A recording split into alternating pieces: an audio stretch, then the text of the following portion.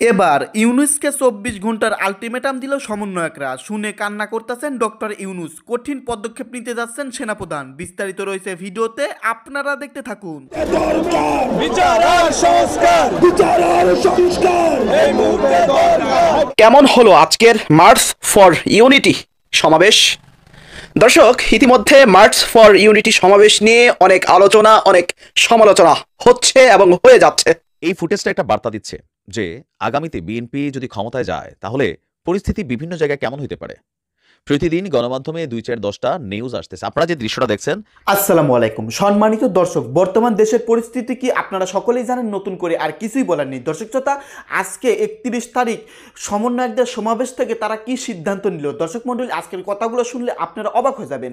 তো বেশি দেরি না করে আমরা মূল ভিডিওতে চলে যাই। আপনারা মনোযোগ সহকারে ভিডিওগুলো সম্পূর্ণ দেখতে থাকুন। দর্শক, কেমন হলো আজকের মার্চ ফর ইউনিটি সমাবেশ? দর্শক, ইতিমধ্যে মার্চ ফর ইউনিটি সমাবেশ নিয়ে অনেক আলোচনা, অনেক সমালোচনা হচ্ছে এবং হয়ে যাচ্ছে। অনেক জল্পনা কল্পনার পর দর্শক শ্রোতা, আজকে মার্চ ফর ইউনিটি সমাবেশটি পালন করলো বৈষম্য বিরোধী ছাত্র আন্দোলনকারীরা। দর্শক, আমি প্রথমে আজকের মূল শিরোনামগুলো একটু পড়ে শোনাচ্ছি, তারপর দর্শক শ্রোতা কিছু কথা বলছি। সরকারকে, অর্থাৎ অন্তর্বর্তীকালীন সরকারকে ১৫ দিনের আলটিমেটাম বৈষম্য বিরোধী ছাত্র আন্দোলনকারীদের। এরপরে আরেকটি শিরোনাম হচ্ছে আওয়ামী লীগের বিচারের আগে দেশে কোনো নির্বাচন হবে না, উমামা ফাতেমা। এরপর আরেকটা শিরোনাম হচ্ছে অন্তর্বর্তী সরকার সিন্ডিকেটে আটকে আছে, অভিযোগ সার্জিস আলমের। এরপর আরেকটা শিরোনাম হচ্ছে স্লোগানে মুখরিত কেন্দ্রীয় শহীদ মিনার, শেখ হাসিনার ফাঁসির দাবি। এরপর আরেকটা শিরোনাম হচ্ছে সচিবালয়ে পুলিশকে হাসিনার দোষর মুক্ত করার আলটিমেটাম। তো দর্শক শ্রোতা, একের পর এক আলটিমেটাম, একের পর এক হুঁশিয়ারি, একের পর এক নির্বাচন নিয়ে ব্যাপক ইঙ্গিত, একের পর এক রাজনৈতিক দলকে বিশেষ বার্তা, বিভিন্ন বার্তা আজকে দিয়েছে বৈষম্য বিরোধী ছাত্র আন্দোলনকারীরা এবং কেন্দ্রীয় সমন্বয়করা। দর্শক, আপনারা কিন্তু সকলেই অবগত আছেন, গত দুদিন আগে থেকেই বৈষম্য বিরোধী ছাত্র আন্দোলনকারীরা এবং সমন্বয়করা বলেছিল আজকে জুলাই আগস্টের বিপ্লবের ঘোষণাপত্র প্রকাশ করা হবে এবং ৭২-এর মুজিববাদী সংবিধানকে কবর দেওয়া হবে। কিন্তু দিন শেষে এই দুইটার একটাও করতে পারেনি বৈষম্য বিরোধী ছাত্র আন্দোলনকারীরা। দর্শক, ইতিমধ্যে বিভিন্ন নানান চাপে, নানান ইশারায় আমার মনে হয় এই কাজগুলো করতে পারেনি সার্জিদ, হাসনাত এবং সমন্বয়করা। তো দর্শক শ্রোতা, যাই হোক, সেদিকে আমরা যাব না। আজকে সবচেয়ে যে ইম্পর্টেন্ট আজকের যে শিরোনামটা, যে বিষয়টা, সে বিষয়টা হচ্ছে অন্তর্বর্তীকালীন সরকারকে ১৫ জানুয়ারির মধ্যে জুলাই অভ্যর্থনের ঘোষণাপত্র জারি করতে হবে বলে আলটিমেটাম দিয়েছে বৈষম্য বিরোধী ছাত্র আন্দোলনের আহ্বায়ক হাসনাত আব্দুল্লাহ। মঙ্গলবার ৩১শে ডিসেম্বর কেন্দ্রীয় শহীদ মিনারে বৈষম্য বিরোধী ছাত্র আন্দোলন আয়োজিত মার্চ ফর ইউনিটি সমাবেশে তিনি এসব আলটিমেটাম দিয়েছে। দর্শক, ১৫ দিনের মধ্যে কি অন্তর্বর্তীকালীন সরকার দিতে পারবে অভ্যর্থনের ঘোষণাপত্র, তৈরি করতে পারবে, জারি করতে পারবে? আপনার কি মনে হচ্ছে দর্শক? অবশ্যই এই বিষয়টা নিয়ে অবশ্যই কমেন্ট বক্সে লিখে আমাদেরকে জানাবেন। দর্শক, আরেকটি যে বিষয় সবচেয়ে ইম্পর্টেন্ট, উমামা ফাতেমা বলছেন আওয়ামী লীগের বিচারের আগে দেশে কোনো নির্বাচন হবে না। কি মনে হয় দর্শক শ্রোতা আপনার? দর্শক, শেখ হাসিনাকে কি ভারত থেকে এনে ফাঁসির মঞ্চে ঝুলানো সম্ভব? আপনার কাছে কি মনে হয়? আমার কাছে তো মনে হয় ভারত শেখ হাসিনাকে কখনোই ফেরত দেবে না। ইভেন সুস্পষ্ট ভারত জানিয়ে দিয়েছে শেখ হাসিনাকে আমরা ফেরত দিব না, দুদিন আগের নিউজ। তো দর্শক শ্রোতা, আমার মনে হয় সমন্বয়করা তারা আজকে কিছু ইঙ্গিতপূর্ণ, কিছু বিএনপিকে ইঙ্গিত করে তারা কথা বলেছে। নির্বাচন করছে বিএনপি। আমরা দেখেছি কিছু সমন্বয়ক এবং কিছু শিক্ষার্থীরা বলেছে নির্বাচনের জন্য আমরা জীবন দেইনি, নির্বাচনের জন্য আমাদের অঙ্গ হারাইনি। বিএনপিকে ইঙ্গিত করে, বিএনপিকে ইশারা করে, বিএনপিকে বিভিন্ন বার্তা আজকে দিয়েছে সমন্বয়ক এবং শিক্ষার্থীরা। তো দর্শক শ্রোতা, যাই হোক, এরপর যে বিষয়টি আমার কাছে একটু ভালো লেগেছে, অন্তর্বর্তীকালীন সরকার অর্থাৎ ইউনূস সরকার সিন্ডিকেটে আটকে আছে, অভিযোগ করেছেন বৈষম্য বিরোধী ছাত্র আন্দোলনকারীর অন্যতম প্রধান সমন্বয়ক সার্জিস আলম। এই কথাটা আমার খুবই ভালো লেগেছে। এখন পর্যন্ত কিন্তু ইউনূস সরকার, অন্তর্বর্তীকালীন সরকার আমাদের সিন্ডিকেটটা ভাঙতে পারেনি। দ্রব্যমূল্য প্রতিনিয়ত কিন্তু হু করে দাম বাড়ছে, কমছে না, কিন্তু কোনো কিছুর দামই কিন্তু কমছে না। দ্রব্যমূল্যের দাম কোনোভাবেই কমানো যাচ্ছে না, কোনোভাবেই বাজার নিয়ন্ত্রণ করতে পারছে না অন্তর্বর্তীকালীন সরকার। দর্শক শ্রোতা, এরপর যে বিষয়টা, স্লোগানে মুখরিত কেন্দ্রীয় শহীদ মিনার, শেখ হাসিনার ফাঁসির দাবি। আমার মনে হয় না শেখ হাসিনার ফাঁসি হবে দর্শক। দর্শক, শেখ হাসিনা যদি বাংলাদেশে থাকতো, শেখ হাসিনাকে তো ভারত ফেরতই দিবে না। শেখ হাসিনাকে কিভাবে ফাঁসি দিবেন? শেখ হাসিনাকে যদি বাংলাদেশে রাখা যেত, সেনাবাহিনী যদি 5 আগস্ট যদি শেখ হাসিনাকে পার না করে দিত, তাহলে ফাঁসি দেওয়া যেত। এরপর যে কথাটা, সচিবালয় পুলিশকে হাসিনার দোষর মুক্ত করার আলটিমেটাম। ভাই, গত 16 বছরে শেখ হাসিনা যেভাবে আওয়ামী লীগ, যুবলীগ, ছাত্রলীগের লোকজনকে সরকারি সেক্টরগুলোতে বসিয়েছিল, তাদেরকে সরানো বড় একটা বিষয় হয়ে গিয়েছে। তাদেরকে সরাতে একটা হিমশিম খেতে হবে।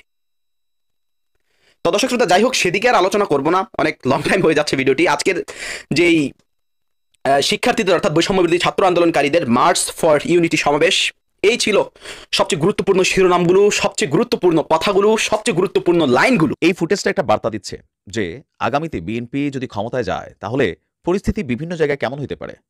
প্রতিদিন গণমাধ্যমে 2-4-10টা নিউজ আসতেছে। আপনারা যে দৃশ্যটা দেখছেন এটা হচ্ছে ঢাকা সম্ভবত নরসিংদীর একটি ঘটনা।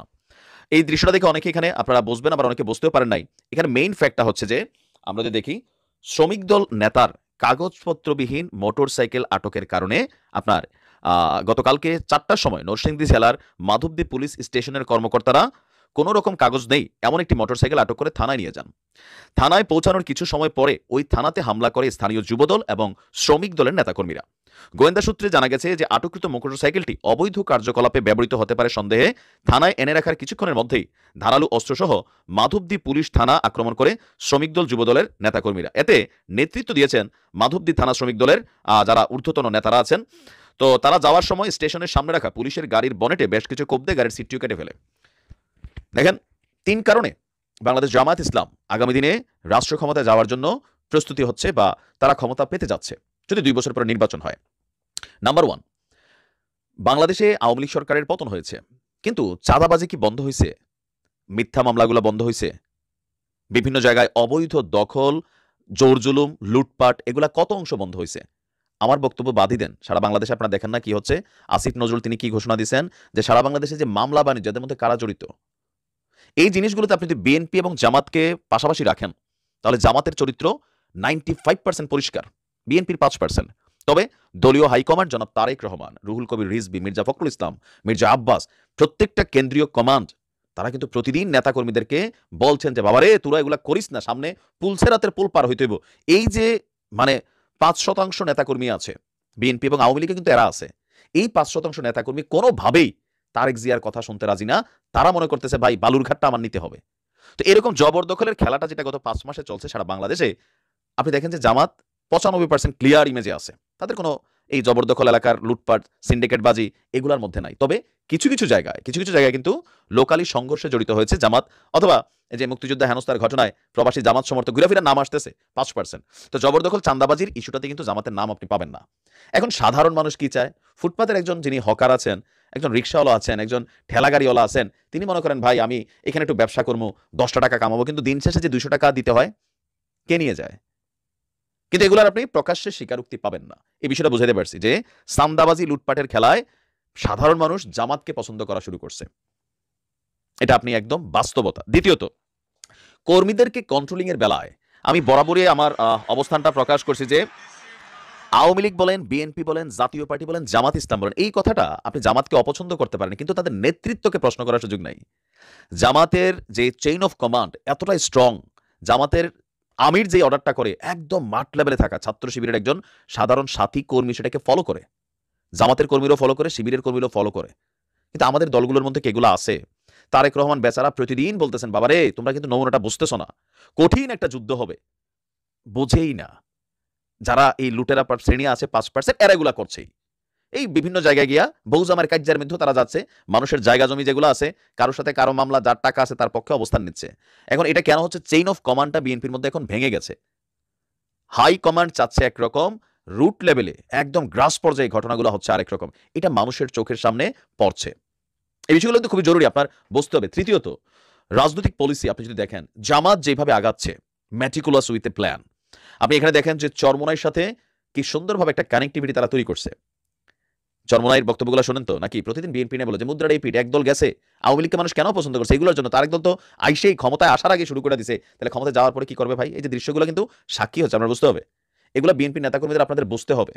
ক্ষমতায় চলে আসবেন এখন, কিন্তু আগামী 1 থেকে 1.5 বছর পার হয়ে গেলে মানুষ আপনাদের প্রতি বিরক্ত হবে। পাশাপাশি বৈষম্য বিরোধী আন্দোলনের যে একটা নতুন ভোটার তৈরি হচ্ছে, আপনি বুঝছেন 17 বছর বয়সে ডক্টর মোহাম্মদ ইউনূসের যেই ভোটারদেরকে কানেক্ট করার প্ল্যান, তাহলে আপনি চিন্তা করেন সারা বাংলাদেশে কি পরিমাণ, যদি বৈষম্য বিরোধী ছাত্র আন্দোলন কোনো রাজনৈতিক দল না আনে, তারা মেটিকুলাসলি জামাতের পক্ষে তাদের অবস্থান নিয়ে আনে, কারণ বিএনপির সাথে একদম প্রকাশ্যে সাংঘর্ষিক অবস্থান তৈরি হয়ে গেছে।